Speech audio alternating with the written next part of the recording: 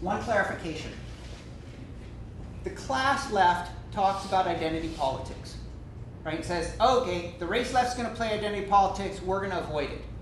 Is that right? Is that right? And I just want to submit humbly. Hell no. Right?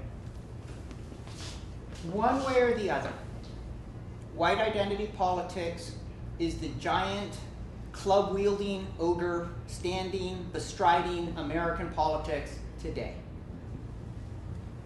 You got to challenge it. You got to protect it. You got to imitate it. You got to appeal to it. Can I just, because I want to say something bad about Bill Clinton? This is the other solution that the Democrats came up with in the 1990s.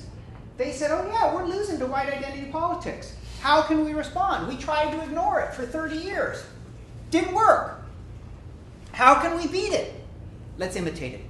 And so Bill Clinton campaigns by saying, I'm going to end welfare as a way of life. Well, whose way of life was it? And he says, I'm going to crack down on crime. Well, who are the criminals?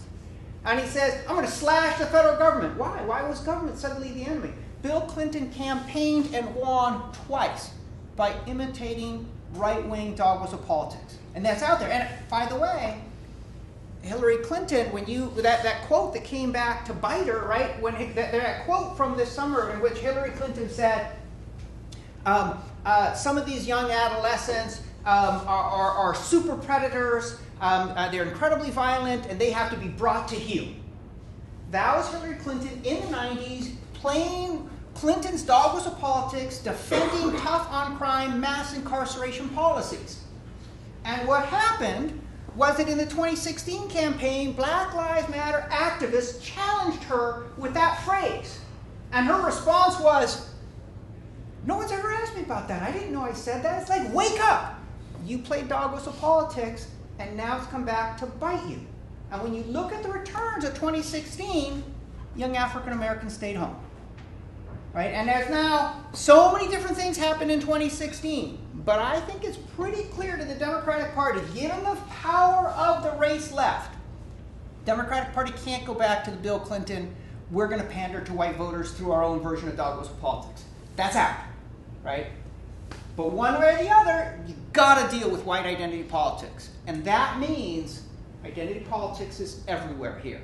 And either you're upfront about it, and you say, we're going to challenge white identity politics, we're going to assert our own humanity, or you got your head in the sand and you're pretending that's not what you're doing.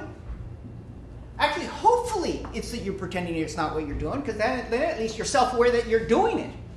Some of you might actually be, or some of them might actually be foolish enough to think they're not engaged in identity politics. Those are people that are the most difficult. Because somehow they think that trying to protect white voters who are racially anxious is not identity politics. What else is it? Right? So we've got to be clear. This is identity politics. And the question is not identity politics, yes or no. It's identity politics, how?